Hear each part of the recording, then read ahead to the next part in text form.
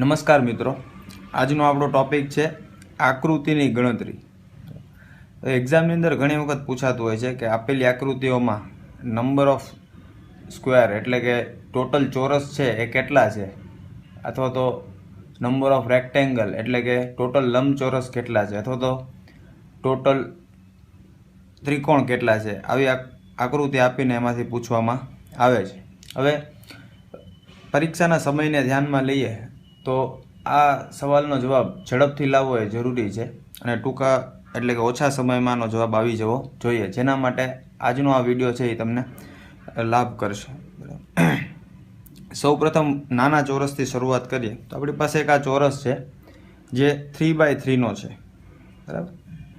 એને આપણે આવી રીતે લખી શકીએ 1 2 3 1 2 3, બરાબર. આ એવો ચોરસ છે કે જેની અંદર 3 રો છે, આડી હરોળ છે, 3 ઊભી હરોળ છે એટલે કે કોલમ છે, બરાબર.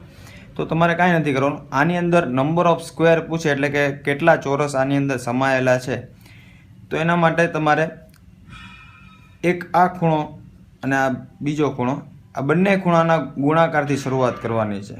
એટલે કે 3 તેરી 9, પછી ઉપર જવાનું છે એટલે આ બે ખૂણા મળશે, 2 દુ 4 અને પછી અહીંયા વધશે 1, બરાબર. એટલે સાદી ભાષામાં કહું તો 3નો વર્ગ વત્તા 2નો વર્ગ વત્તા 1નો વર્ગ, એટલે કે આનો જવાબ સરળ છે 3નો વર્ગ વત્તા 2નો વર્ગ વત્તા 1નો વર્ગ, એટલે કે 9 ને 4 13 ને 1 14. એટલે કે આપેલી આકૃતિમાં ટોટલ 14 ચોરસ હશે. જો આપણે ગણવું હોય તો એકવાર ચેક કરી શકીએ. જો 1 2 3 4 5 6 7 8 9, 9 તો નાના ચોરસ છે, પછી એક મોટું ચોરસ છે એટલે કે 10, બરાબર. પછી બે ચોરસ ભેગા થઈને આ 4 ચોરસ છે ભેગા થઈને એક ચોરસ બનાવે, એટલે કે આ ચોરસ બનશે 11, આ ચોરસ બનશે 12, આ ચોરસ બનશે 13 અને આ ચોરસ બનશે 14. એટલે કે આપણો જવાબ છે એ સાચો છે, 14 ચોરસ આ આકૃતિમાં બને. હવે ઝડપથી અહીંયા શોધવાની ટ્રાય કરીએ. 1 2 3 4, 1 2 3 4. તો સૌથી પહેલાં આ 4 4નો ગુણાકાર થશે, ચોકે ચોકે 16, 3 તેરી 9, 2 દુ 4 અને આ 1 વધે, એટલે કે 4નો વર્ગ વત્તા 3નો વર્ગ વત્તા 2નો વર્ગ વત્તા 1નો વર્ગ, એટલે કે 16 ને 9 25 ને 4 29 ને 1 30, બરાબર.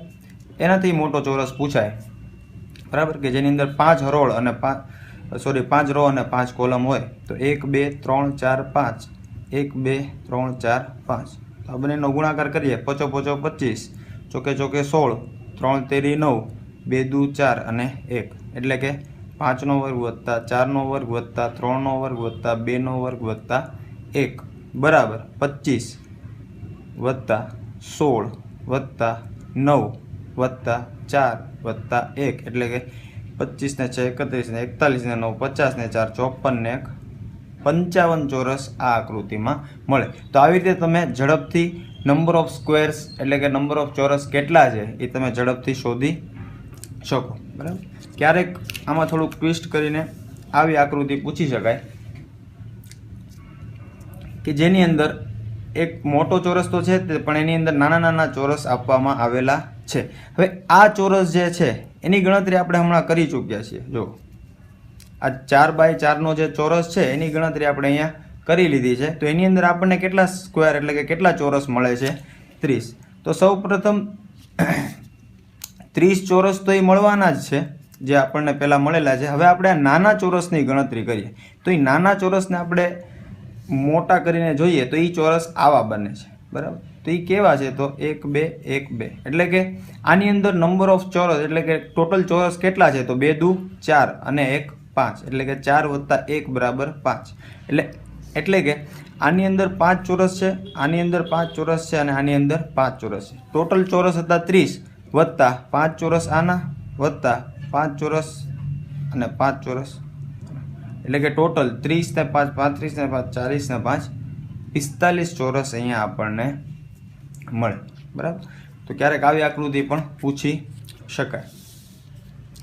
હવે ક્યારેક નંબર ઓફ આપણે અહીંયા જે ચોરસ આપેલા છે એમાં હરોળમાં, રોમાં અને કોલમમાં બંનેમાં ચોરસની સંખ્યા સરખી છે. ક્યારેક એવું બને કે સરખી ન પણ હોય, બરાબર. આ ટાઈપનો એક લંબચોરસ આપ્યું હોય, એમાં પૂછે કે ટોટલ ચોરસ કેટલા છે, તો આ રીતે ગણી શકો 1 2 3 1 2. તો આની અંદર ટોટલ ચોરસ કેટલા આવે, તો આ ખૂણો છે, આ ખૂણો છે, બેનો ગુણાકાર કરો, 3 દુ 6 વત્તા હવે વધે છે કોણ, આ બંને વધે છે, તો 2 એકા 2 એટલે કે 6 વત્તા 2 બરાબર ટોટલ 8 લંબચોરસ મળે. બરાબર. જે કેવી આકૃતિ જોઈએ આપણે,